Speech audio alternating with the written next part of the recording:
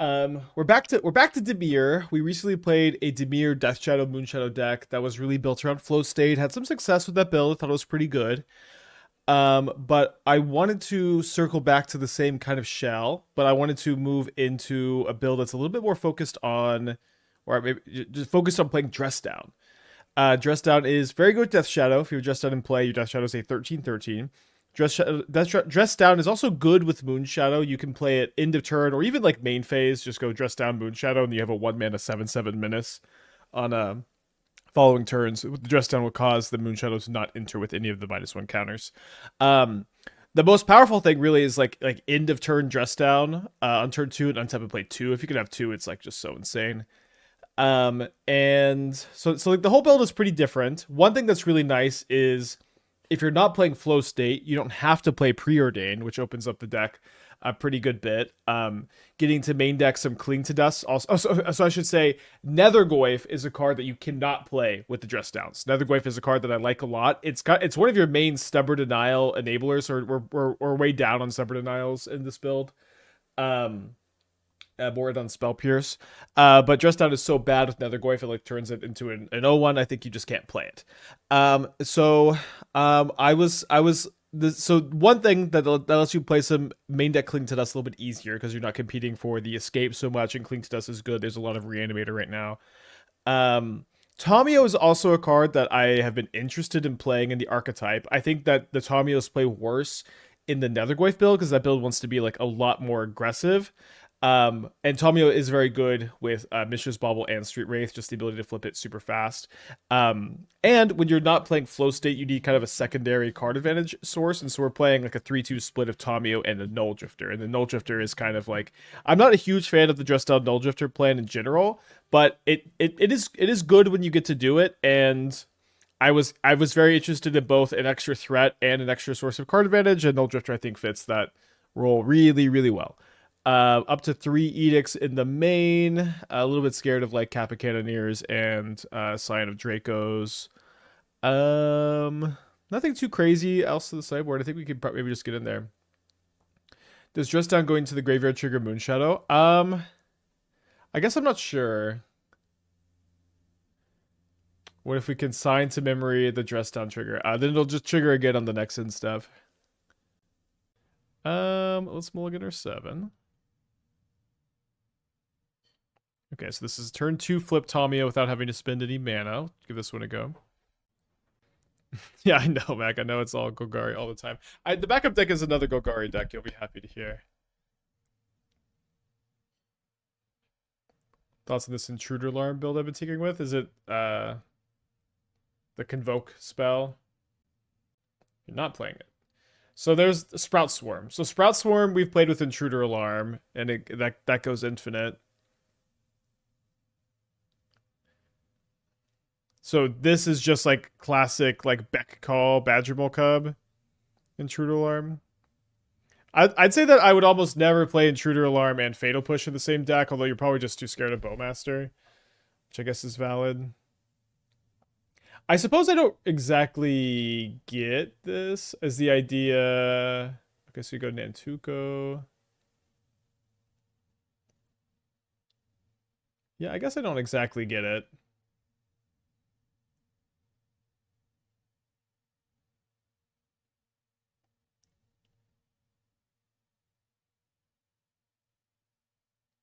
So is it like you bestow Nantuko on you Badgermole Forbidden Orchard, and then you Nantuko Forbidden Orchard, and then that's an infinite combo with Intruder Alarm, and then how do you actually win? It seems like you're just past to the turn after that. Okay, I see a creeping tar pit. Maybe you probably find a way to win. I don't know what that way is though. It's a cool thought for sure. So we are up against Belcher, and they have the Flood Maul to deny my flip. And I'm stuck on all these Death Shadows in the hand. Have I played with the idea of an Eye Twitch Chthonian Nightmare deck, or too slow? I do think that Eye Twitch unlocks a lot of stuff, so I don't want to necessarily call it too slow. I have I really like the Crypt of Agadim deck with iTwitch. I think that Crypt of Agadim is kind of like the main thing you can do with iTwitch, and there's maybe even like not almost anything else. Like I think the Crypt of Agadim stuff is a lot better than the Soul Trader stuff, and you can play Cathodian Nightmare too, but for the most part, it just feels like Crypt of Agadim is so mandatory and has to be such a big part of your plan. So the backup deck is iTwitch with. Oh damn, we can't play a shadow here. The backup deck is iTwitch with White of the Reliquary. We trophied with White of the Reliquary on uh, Monday, and so I'm interested in circling back with that idea. This is an interesting hand. We can play around the Stern Scolding pretty well. I don't think we cared that much about Sync. I guess I'll just take the Tamiyo.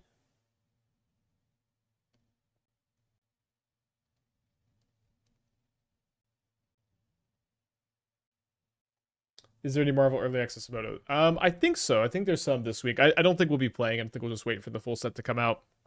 The schedule next week is going to be kind of weird. I will be streaming Monday. We'll play like a normal challenge Monday. Full set comes out Tuesday, so the stream will start late on Tuesday because the set has come out. Then Wednesday and Thursday are normal, and unfortunately, I don't know. I'm going to SGG Vegas on Friday, so there will be no stream on Friday, no stream on Monday for my attendance for that event. So sad to have a little bit of a slowdown with the new set release, but we'll have Tuesday, Wednesday, Thursday. So I'm going to be trying to stream longer on those days. Feels like I do really want to prioritize flipping the Tamiyo this turn. Also, if I played a Shadow this turn, I'd have to trade it for a Scolding. There's a combo line with Woodlands, Bossing Stay, and Tar Pit. Immediately wins with Reclaimer / White. Okay, I'll take your word for it. So they play Lab untapped. Maybe this is so they can have Teachings up. Maybe they found a Belcher.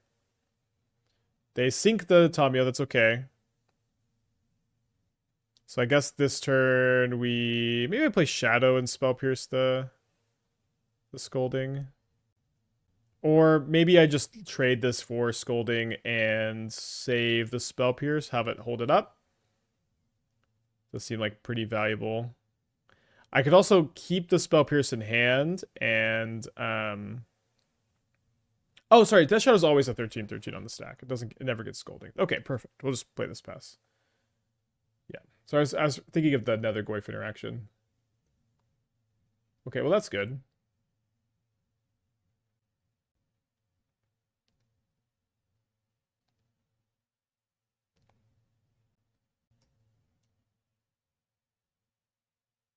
So hand is Scolding, 2 mystery cards, 3 mystery cards now.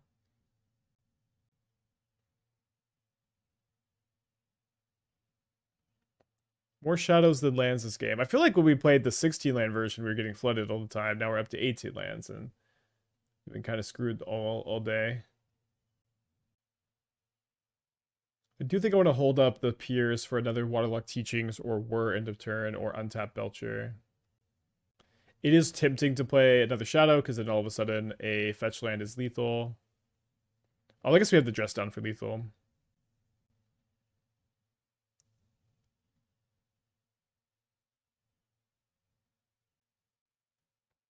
So I want to play around Hydroelectric Specimen by... Oh, I guess we have 2 Death Shadows. Alright, so if this resolves, we should win. They do have a snare. Their hand is Scolding Mystery card. Okay, your turn. They are dead to fetch land, they're dead to Street Wraith, they're dead to Thoughtseize if we draw any of those cards.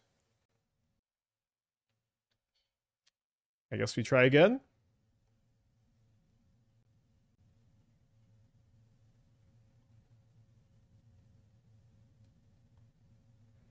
I can't wait for a new breakout Stoneboy deck with Jane Foster, Mighty Thor.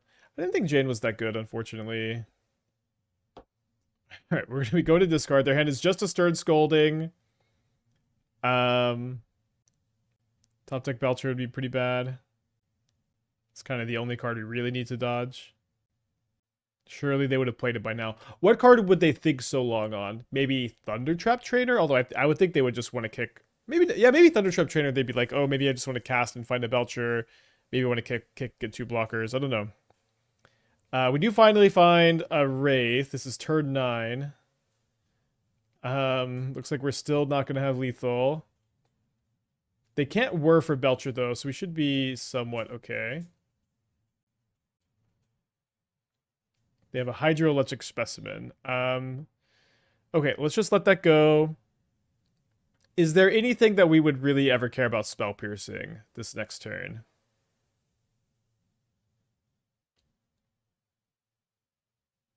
Don't really think so.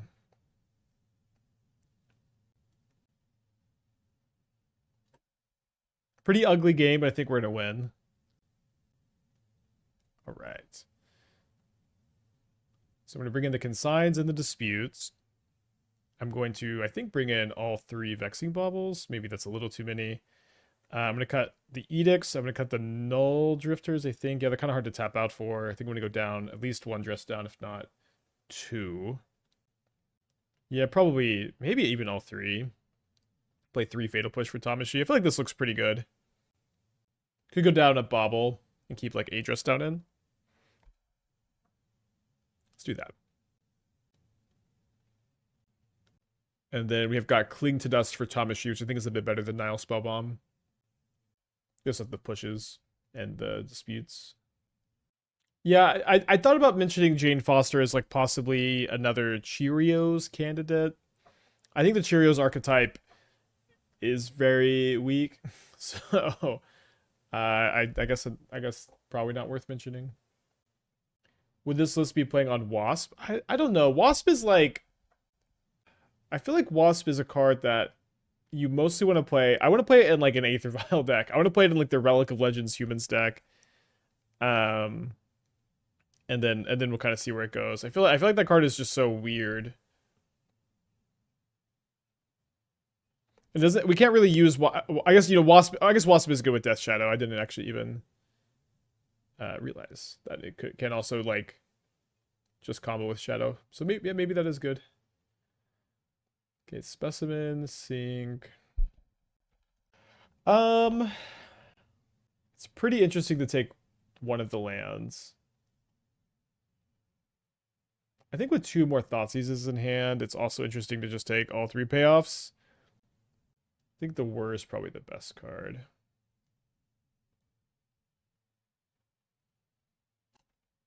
Yeah, maybe in the Anglock Marshall.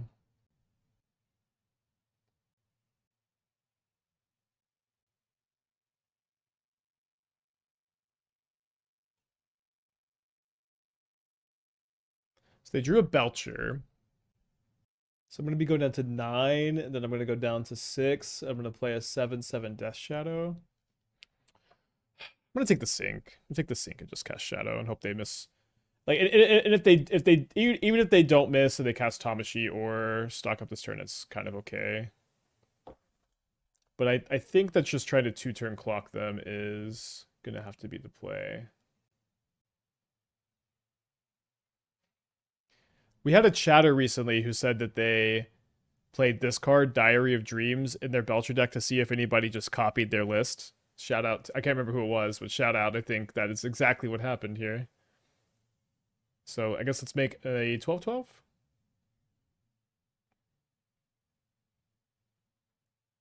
And we win if they just tap out for Belcher, so let's just take the Tamiyo, a little bit of a trickier card, right?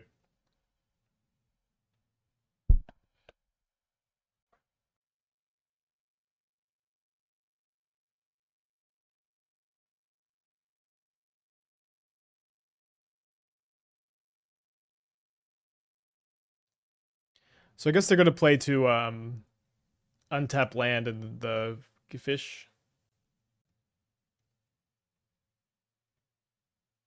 All right. Probably our best matchup. Well, I'm definitely going to click keep. It's a little bit weird because I feel pretty incentivized to like hold the Dressdown to make a big Moonshadow, but I mean, I guess the Dressdown will be good just with the 2 Death Shadows. Unfortunately, it looks like we're up against a Solitude deck. Do Do you find it hard to make efficient use of Tamiyo clues in the deck with such a low land count? I guess not. Like a lot of things with Tamiyo in this deck is like you're flipping it with Bauble and Street Wraith really aggressively, and like and in the late game when you're kind of getting flooded or if the game is grinding, then you get to use the clues. And if you're curving out perfectly, I think it's fine. You're not going to get to use a lot of clues for sure. That's true.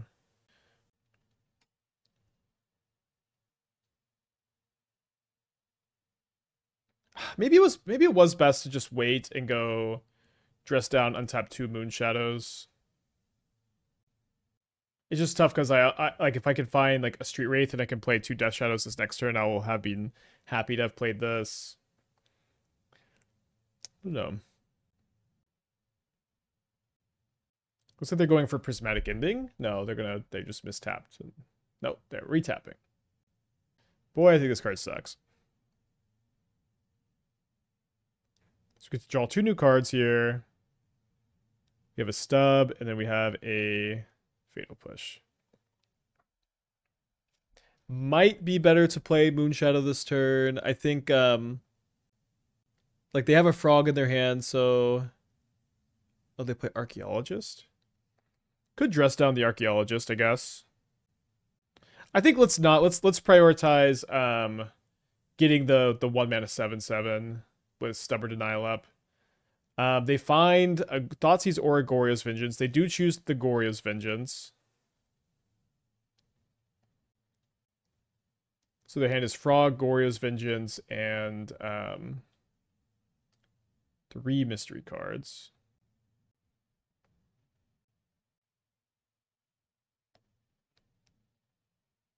Basic swap, not exactly an ideal draw, although this will help. I do think I want to play both, even if Solitude is kind of a risk for me. We know that 2 of their cards are Goryo's Vengeance Frogs. That means like, you know, if two of the other 3 are Solitude white card, we got pretty bad, but I think that's okay. It's nice to have Stubborn Denial up on a turn where my opponent might be trying to go like Frog, discard something, and untapping Goryo's. Looks like they have Ephemerate. I think I should probably Fatal Push here. This is a lot of value, a lot of card selection. So we're playing around them not having Untapped Land Atraxa as 2 of the unknown cards here. One of the cards is Untapped Land. They also possibly could go for it at instant speed, although I think they'd want to get it main phased. Although I guess at main phasing the Atraxa has the risk of like getting smacked by the Death Shadow. Don't think I am interested in letting them discard a single card to kill my Death Shadow. 1 mana 7/7 Menace is a powerful effect. I will be pretty shocked if they didn't fetch Surveil, so I'm going to wait for them to do that before I crack the Bauble. We know their hand is Agoria's Vengeance and 2 mystery cards. They're going to have a Surveil for the 3rd mystery card. They put a Marsh Flats in the graveyard. We're going to take a little peek. If there was a card I didn't want to see, it was that one. So we need them to not have an untapped land or a white card as the 2 mystery cards. Does Ugin's Lab make Trash for Treasure more viable? Yes, you can even go to moxfield.com/user/aspiring spike and find some Trash for Treasure builds. Maybe it was a mistake to play out the other shadow. It's so hard for them to not have an untapped land or a white card and 3 cards here.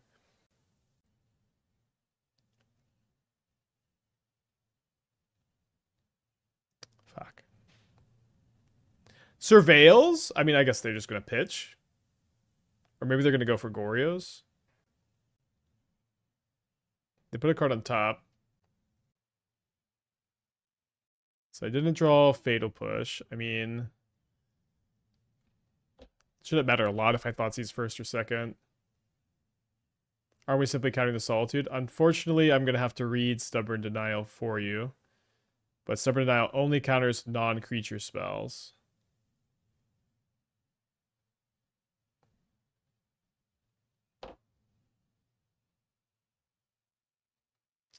So probably going to lose to the Frog. They gave me a window to draw a Fatal Push. They do mill Atraxa.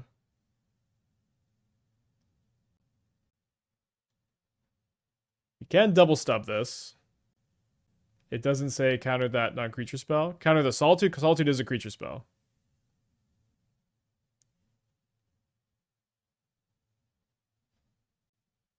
Lost access to my Modder account. Trying to grant back to 1 million. Good luck, Sweeney. Sorry about that. If you have 4 power, counter that spell. Yeah, so, well, I had 4 power there. Okay, so it says this is counter target non-creature spell, unless its controller plays 1. If you control a creature power 4 or greater, counter that spell instead. It still has to be a non-creature spell. It can only target non-creature spells.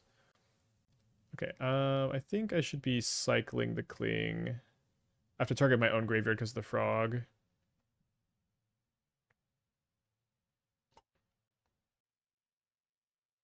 Then the text is really ambiguous. I guess I disagree that it's really ambiguous, right? Because this text here, counter target non-creature spell, the only thing you can ever target is a non-creature spell with it, right? Like there's never something that lets you target a regular spell. They do keep a card on top. But I see how you're confused.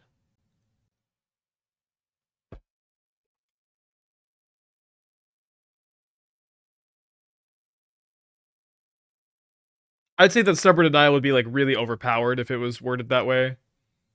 Okay, I don't have any Delirium in the deck. I do have Tamiyos though. So I'll just leave instants and sorceries in the yard. They found the 4th Gorios? Wow, okay. Down a game. Brutal Solitude top deck. Okay, so I'm going to bring in the Nihil Spellbombs. I'm going to bring in the Disputes, I think. I like the Dressdown can counter Solitude ETB. I feel like we don't really need to think too much about consigns. I think I want to play... Do I want to play any Edicts? Edict's actually pretty bad against the Archaeologist build. Probably just 4 push. Maybe you could play 3 push on the play. That seems okay. Could also play like a Vexing Bauble. Yeah, you don't want to play too many of them, but yeah, that's probably fine. Usually you just like don't play 2 threats out if they die to Solitude there. Like in that spot we kind of knew they didn't have Solitude and then they surveilled into one. But it was maybe just a mistake to play the other Shadow anyways.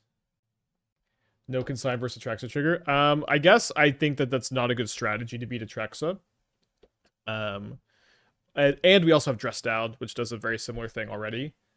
But I think that's not a good strategy at trying to beat Atraxa. Okay, let's keep this. I'm a little bit interested in leading on Tamiyo. Why am I interested in leading on Tamiyo, not Thoughtseize? I don't know. I think it's just better to lead on Thoughtseize. Is it best to lead on Swamp Thoughtseize? I guess it is if we draw Island or Watery Grave, we might end up surveilling. Also Swamp is just better with the Moonshadow. Maybe leading on Moonshadow is the best. They have 2 prismatic endings. I guess I'll take an Archaeologist here.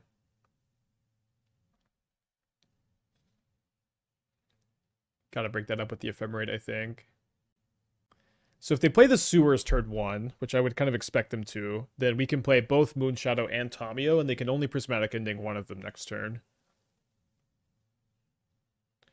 Honestly, Force Spike with Upside isn't a super safe card. It's not Force Spike with Upside. It's like, that's Force Spike that turns into Counterspell for 1 mana.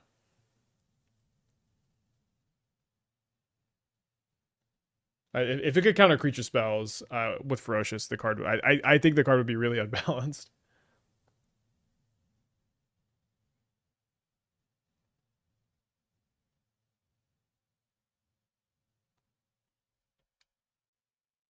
So we'll see which threat they determine is scarier. Moonshadow doesn't trigger the same way Super Shredder does, so we don't get a counter if they exile the Tamiyo.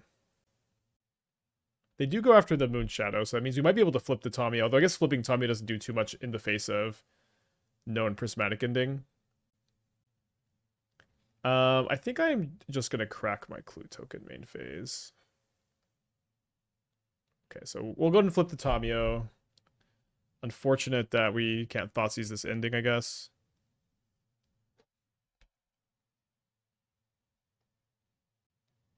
What's this? Is this Prismatic Ending? They spent 3 mana. Tamiyo only costs 1! Maybe they think it should cost 3. They've got another Archaeologist. They got an Ephemerate. We have 2 Fatal Pushes, so maybe it's best to take the Ephemerate.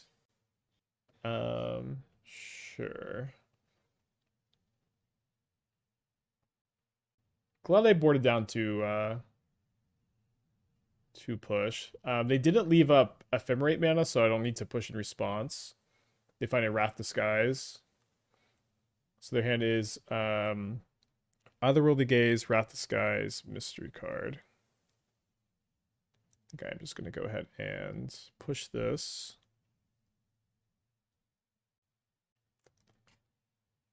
I'm going to cycle this. Okay, I think I'm going to play Tamiyo because if I draw a land, I can flip.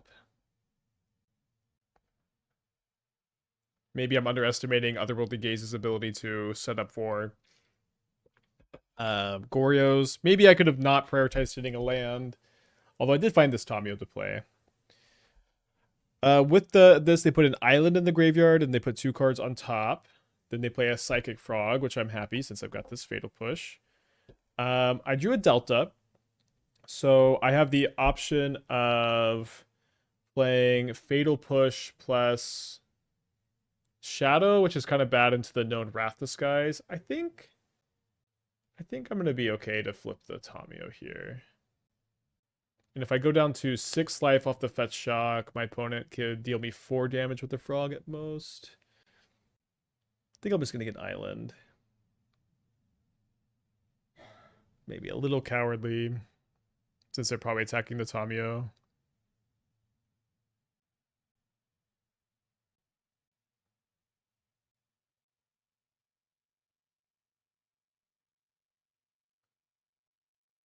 They did show me Thoughtseize last game, so I'm going to bauble them in their upkeep.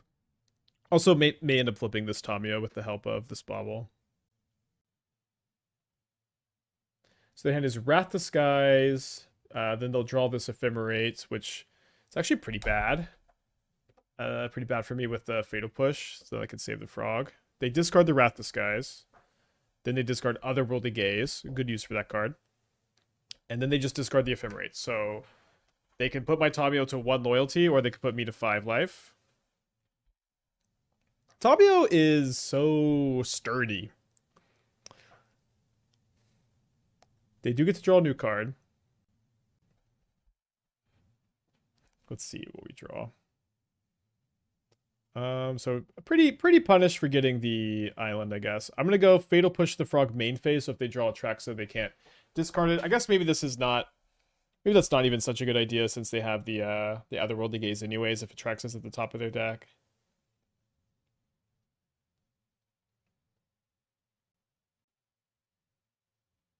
So this is kind of the critical moment. Unless they have a really nutty Otherworldly Gaze, we should be in great shape. No attracts in the yard. They do keep a card on top. They discarded the Wrath Disguise. They have 2 unknowns in their hand. They have another Frog. We could pick up a Fatal Push off Tamiyo and just kill that, maybe. Then they play the Polluted Delta. Okay, let me go attack with Death. I think I'm just going to go attack with Death Shadow. Play a second Death Shadow, and then Tamiyo minus on Cling to Dust. I don't really know how I can lose if I do that. Maybe top deck Wrath Disguise. But if they top deck Wrath Disguise, then I could go end of turn Dressdown, untap Nulldrifter or Moonshadow or both.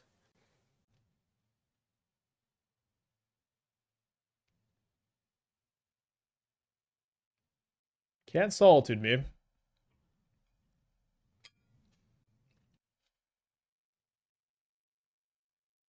They graveyard a copy of Force of Negation. They fly the Frog, which seems like this is just them conceding, I guess. Riddler is somehow always not. I could dress down the Riddler. Oh, but then they would get to keep it around. Okay, you're right. It's always an out. It's always an out. I guess we're probably beating that, though. Going to game 3. I think on the draw, I want to play the 3rd copy of Fatal Push. Maybe over the Vexing Bauble. Vexing Bauble was kind of awkward to, like, spend a turn to deploy on the draw. Pick, push, attack, Dressdown was lethal. They were at more than 13 life, so it was not, right? Like 99% sure they were at a higher than 13 life. Warp is like dash. Dressdown doesn't stop it. I see. Oh, Magic the Gathering. I guess we'll keep this. If we get too flooded on our cantrips, then we'll lose, but it's really great to have Thoughtseize and Cling in your opening hand against Gorios. They did mold a 6 on the play here. I think I'm going to save the Wraiths because I could draw either Moonshadow or Tamiyo and get pretty rewarded for holding. They've kept a 1-lander that is really contingent on them keeping this Archaeologist in their hand, so let's take it.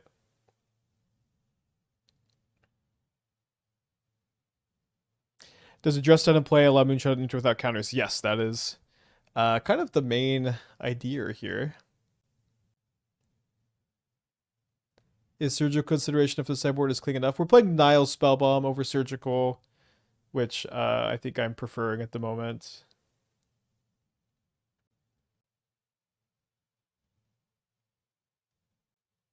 So I think if I draw, if I draw Moonshadow or Death Shadow, I'll play it out probably. Okay.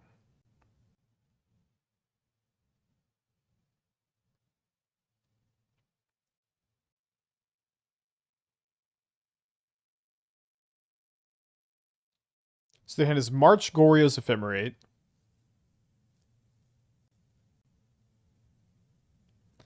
They do keep a card on top, and they graveyard a Thoughtseize, and they graveyard at Basic Plains. What card do you keep on top here? Like, they keep land? Okay.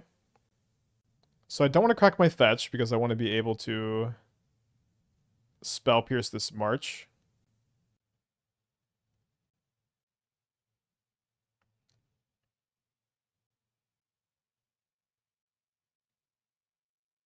So I'm going to go crack fetch, crack fetch. I'm going to do a Surveil on the second fetch here.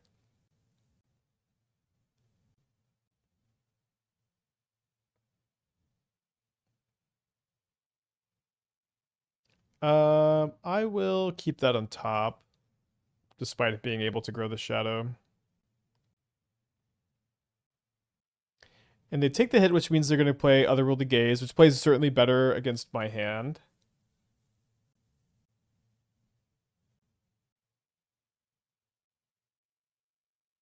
They do keep a card on top, so maybe they'll want to march now since they already like their top card. That is what they do. So I'm going to go cast Spell Pierce on the march. Now we know our opponent's hand is Gorios Ephemerate. There's not really almost anything that it's like so bad for us. So I think I'm just going to go ahead and cling the Otherworldly Gaze right now. No, I wouldn't dispute the gaze because I deem it unworthy.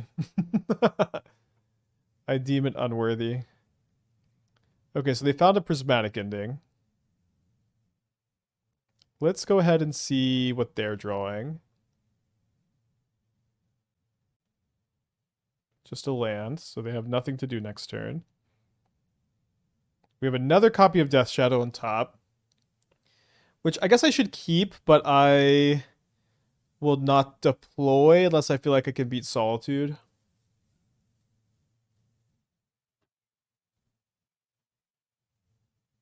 So if I drew... Okay, oh no, no, no, no!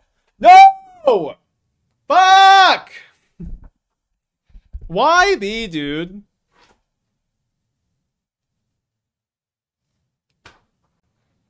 And they find the Ephemerate.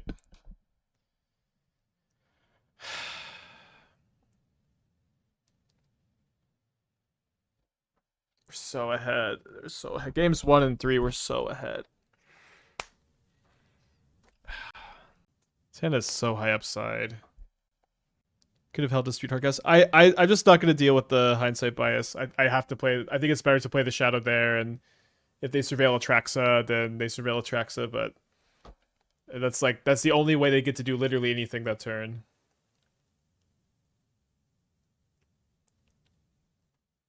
Interesting. If this Titan, the Dressdowns could end up just being pretty good. We'll see. Graveyard that.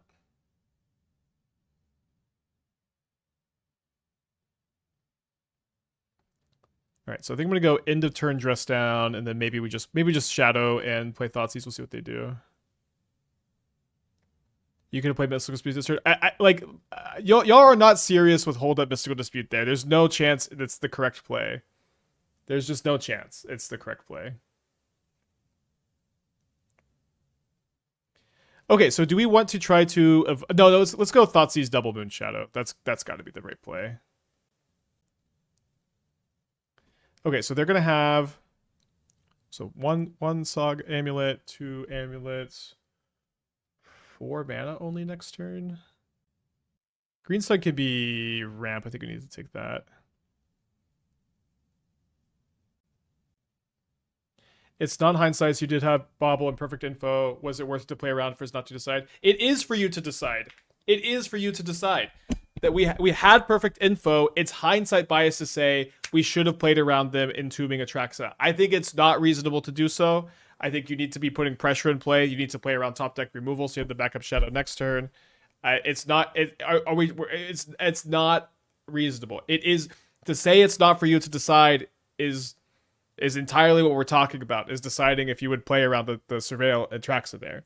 And there's like no chance that with the information we have, like that is the play that you that's the play you make. At least not for me. I'm not going to do it in those situations. Yeah, you're just time walking yourself. Like if I make the play, if I go, I'm just going to play around the Surveil Atraxa, everyone in chat is yelling at me if I do that. Okay, we should be good to go here. Nice to have such a powerful draw here. Interesting they chose to play Urza Sog instead of trying to like rumble into something. Maybe there wasn't much they could rumble into. Dressdown is very good against Cultivator Colossus, although I'm not sure that they can play one this turn. Just take the orb because it makes it way hard for them to con with the grave. I needed to take the Green Sun because they could go Green Sun for Grazer, which is plus 2 mana. So that's not quite enough for them to Cultivator Colossus next turn, but they could rumble into another Grazer maybe. They could rumble into Amulet. They could draw Titan and be able to do that if I don't take the Green Sun.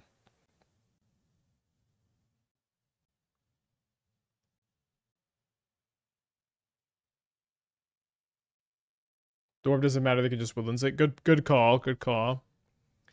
They do find another Amulet. Yeah, what is this AI summary thing? I've heard some people mention it. Is it a new Twitch feature? What does it say? My one regret is I might not even get to Dressdown this game. I guess I did Dressdown for the double Moonshadow. Okay, up a game against Amulet, who is still playing the loop I was told was dead. Aspiring Spike is deep in the Goria's Vengeance match on Dimir Shadow grinding through game 3. Tamiyo and Spellpierce do work, but a free Emerfate ends what looked like a winning position. It's funny it's that close, honestly. It's closer than I thought it would be. Do you like the Spell Pierces against like these Green Sun Rumble versions? Can also snag Amulet. Consign, I think, has got to be a lot better against these decks than it used to be, because being able to consign the Zurin Orb probably stops the Scapeshift loops. It's also pretty good against all of the Mike and Sith Garden, like Urza Saga starts, although worse if they just cast the Amulet, of course. I do think Nulldrifter, Dressdown Nulldrifter is pretty good. I think I'll end up going like 3 Edict, 1 Fatal Push, probably. 2 Consigns. Maybe this is too many of these. Maybe I play 1 Nihil Spellbomb or 1 Vexing Bauble. Colossus is a lot more important now. Maybe I'll play 1 more Consign for Colossus, although we have Dressdown 2. Consign with 2/3 mana open is good with Replicate on the bounce lands. It's difficult to like play for that in this deck, right? Where we're a lot lower to the ground. Another thing is like like if you're consigning amulet triggers and you're consigning okay, tough start. If you're consigning amulet triggers and you're consigning bounce triggers, like that almost never is like a winning line unless you're untapping to win, but like this is a deck that can untap to win, right? Uh-oh. Could be dead right now. We're not dead. Probably maybe they could still play Grazer. No Grazer.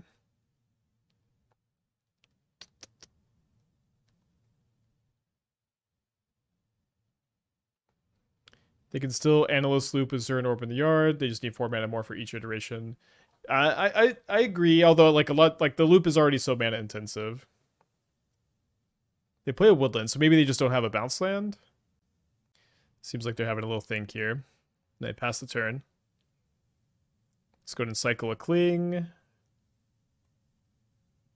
Draws another Delta. I think I'm just going to cycle the other Cling. Watch a bunch of time. They rarely need to do the full loop. You just don't need to. I mean, I agree. I think this is not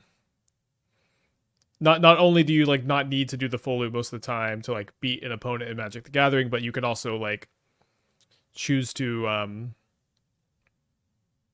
like play around removal by just going for like these value loops. And so like there was a lot of like Titan players making fun of the like non-deterministic wording in the BNR last time, but it was definitely like pretty relevant. Seems like a fine turn to replicate Consign. Try to stop a Titan for a turn.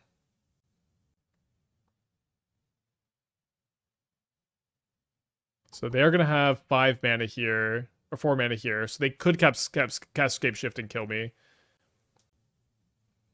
Instead, they cast Aftermath Analyst, they mill a Gardens, and they mill a basic Forest. Then they play in a Boreal Grazer. And they put nothing into play. So we're going to have 2 4-power creatures here. Doesn't seem like there's any reason not to play the Tamiyo. I can't escape Cling to Dust.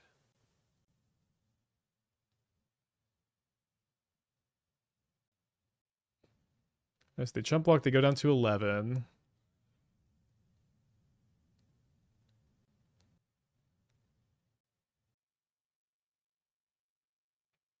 They just top deck that? Seems like they might have. We can force a chump block on the Aftermath Analyst next turn. Or with the Aftermath Analyst next turn. Can also Thoughtseize. I think we're always doing that. Alright, now we should be good.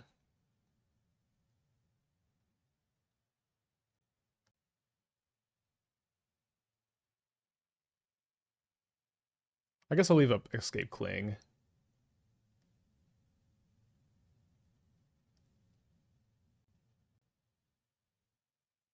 Alright, 2-1. I'm still reeling from this loss. That was one of the most tilting losses ever. They're definitely keeping our 7.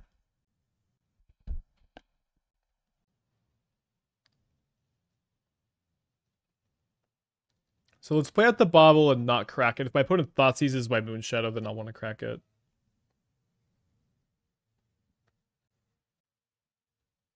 Just a monkey. So I could try to Dressdown on tap. I could save the Dressdown for the Death Shadow though. Let's save the Dressdown for the let's use the Dressdown on the Moonshadow. Okay, so I'm gonna not draw that swamp.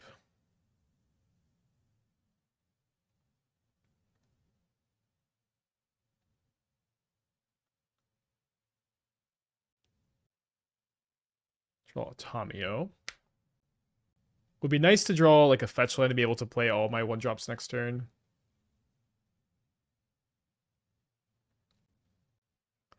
They play a Guide of Souls and they pass. Maybe they've got a Galvanic Discharge and they're playing around my 2 open mana. So I would imagine that they use the Galvanic Discharge now if they have one. I guess maybe not a lot of downside in waiting. Or maybe it makes sense to kill the Moonshadow after it loses the abilities, right?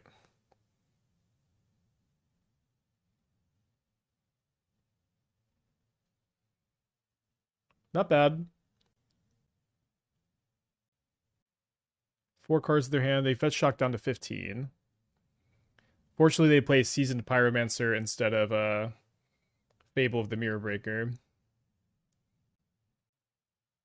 They discard Ragavan and they discard Goblin Bombardment, which will allow them to fly the Ragavan, which I think we have to accept so that we can play our Death Shadows next turn. 4 Dogs gifting a sub to NRG Flow. Thank you for the gifted sub. They exile a Mishra's Bauble, which I don't think I'm going to stub. And then they play Guide of Souls. And then they get to copy these elemental tokens. Damn!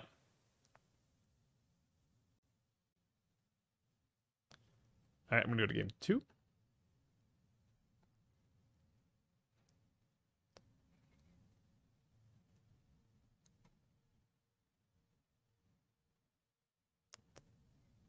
Alright, so I'm going to go down a Cling to Dust again.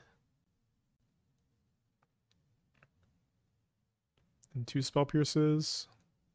Try that.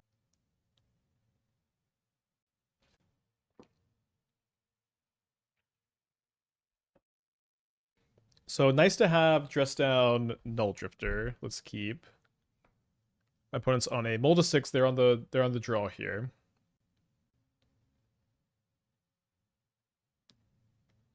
Second Death Shadow seems good. Good enough. Let's see what their turn 1 play is.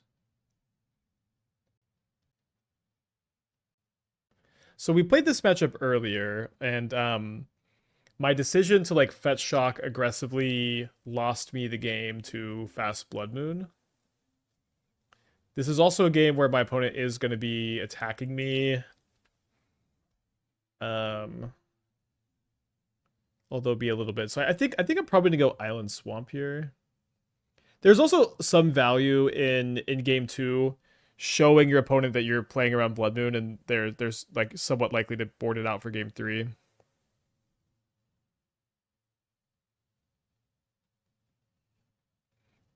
So we can deny another life and another energy, but not able to stop the first one here. Drew a Moonshadow, which is kind of interesting. Fortunately, I don't think I can dress down with it here. I think we just need to play this card this turn. If they have a Galvanic Discharge, it's pretty rough because they do have the extra energy. Alright, gonna be a tough, tough match.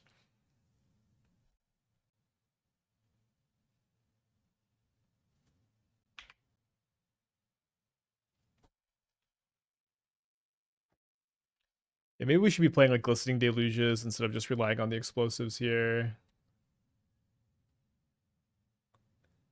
Maybe the absence of Nethergoyf is also part of what's making this matchup feel so extra tough.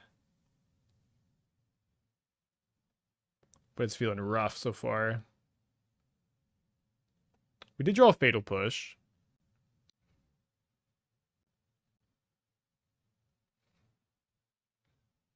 I'm gonna play it out.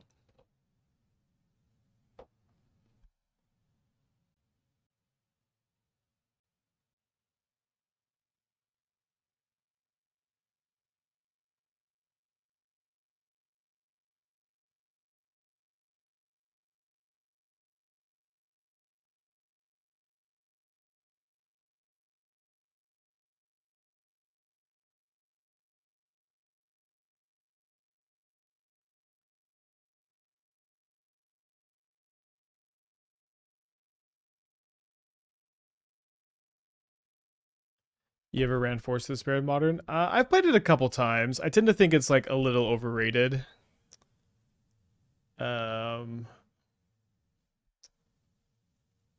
but it can be pretty handy. So is my goal to find explosives on 0 here? Plague Engineer on cats. A lot of people have suggested stuff like Plague Engineer, and then like the tokens get -1 card. And this is kind of the problem. This is the problem with Boros, is they just have so much going on that like half surgicling a couple cards is just so weak. I think if I draw explosives, I'm still pretty big dog.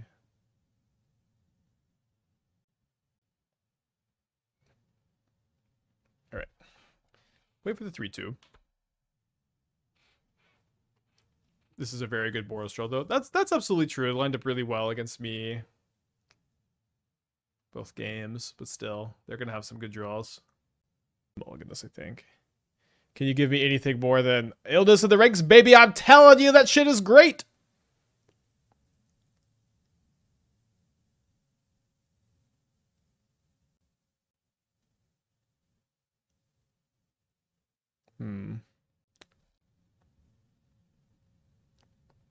I run one in that sideboard. I never feel bad drawing it. Can I give anything else more than it feels great? No, it does feel great.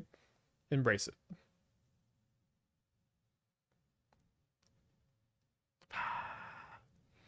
Now we've been sentenced to play against Mill. Probably not the worst matchup. Let's see what they got over there. They got 2 more crabs. Atasha's Hideous Laughter. 2 Fractured Sanity. I guess I gotta take one of the crabs.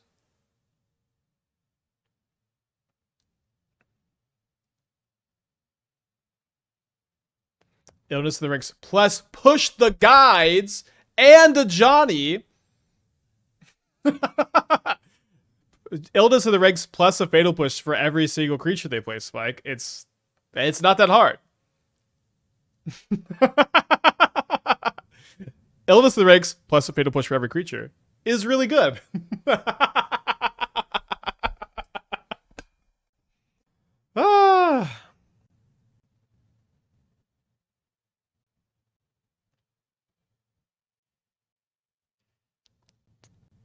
They want to surgical something that they maybe don't want to, or clean something they don't want to surgical so bad. Oh, I drew the Dressdown. I think I'm just going to Edict this turn, play a little bit slower.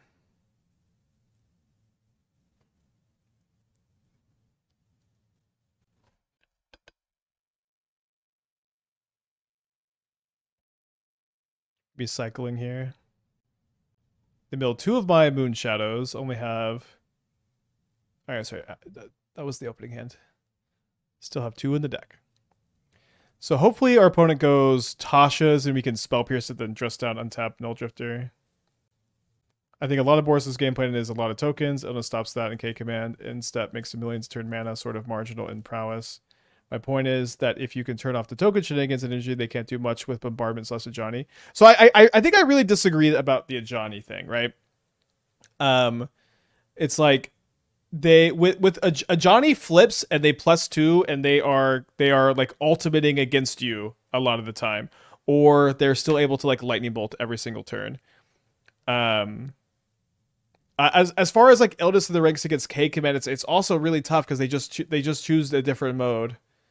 But I do appreciate the like long drawn out argument because this is something I can engage with. I just can't engage with it good. But like I'm scared of just like flipping my opponents a Johnny for them and they just get to turn it into like this like ultimate factory lightning bolt factory. Maybe I don't need to be so afraid. Okay, our draw has been really ideal, I think.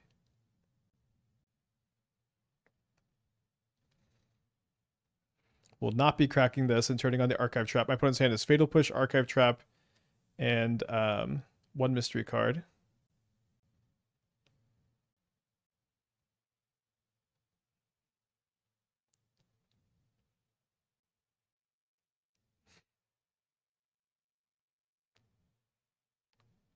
So up a game against Mill. We'll bring in the disputes for sure. The able to cut the edicts is just pretty inefficient against the crabs. Can play a Vexing Bauble. The Lightning Bolt doesn't work if they don't have a lot of tokens. I guess I disagree, because like they can have Guide of Souls in play, they can have Ocelot Pride in play, they can have Seasoned Pyromancer in play, they can have Legend of Roku, they can have Fable token, which does survive, like they can have Ranger Captain, like they just need a single red permanent to turn it into like a removal every turn, right? Like it turns it from like, you know, deal like 5 to 8 damage to deal like 1 to 3. By itself, the tokens generates dies. I understand. I understand the tokens it generates dies, and you need other stuff. I understand. I understand this.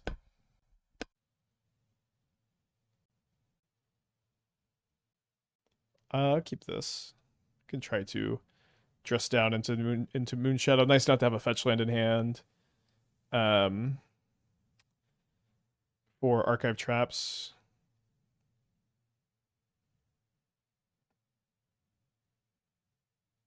Yeah, but like I think they're just gonna plus the Ajani, and they're gonna ultimate it against you. Ooh, cool. Not a huge fan of Illness for Sporos. I found it much better against stuff like Brood-Scale. Does seem good against Brood-Scale. I think having the option to just attack Ajani after you flip it with one of the cards makes it okay option. I don't know. So like it pluses the 5 loyalty on the turn 2 after you play Illness. Just attacking it's not like the easiest. Does Illness stop steel cutter tokens? It stops them the turn after they're made, and it doesn't stop the one that is like currently equipped. I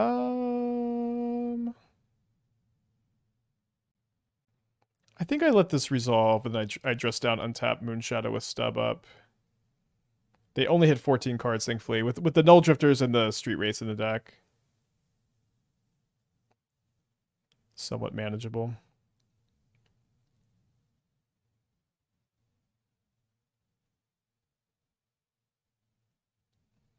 We've played Hexmade's Moonshadow. I think it's not a particularly good plan. It's not a particularly bad plan either. Looks like you can't clown people for saying have illness and a push for every creature, and then say illness is bad, because what if they have 18 mana worth of cards on board with that? I guess I don't know how you landed on that. Like, that's what I'm saying. Like you don't. Obviously, Ajani doesn't need 18 mana worth of creatures in play to do stuff, even through illness in the ranks. I think the push for every creature, like illness plus multiple pushes is silly, because if you draw multiple pushes against prowess, you should be good anyways. Like that's why it was kind of a silly comment, right? And Ajani doesn't even need any other mana value to just be like an ultimate machine. Illness is pretty solid against Affinity. That's a good point, yeah. And I think it's good to talk this stuff out and try to figure out how good and bad stuff is. And I know it's just cards, and it's not like this is not like a personal attack or anything. But I just have not been convinced by the arguments on have not been convinced on the arguments on illness in the ranks.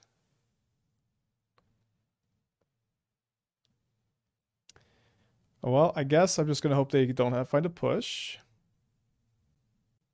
Lots of nodes. Nodes is just, it doesn't do anything against Guide Ocelot Pride, basically. Maybe Tasha's and hope it kills me. Fractured Sanity put me down to 10. Yeah, then when it comes to something like Illness in the Ranks, like it has to be better than something like Virulent Plague, right? Like I would think that I would almost always want to just sideboard one of those over an Illness in the Ranks is kind of the point I'm making.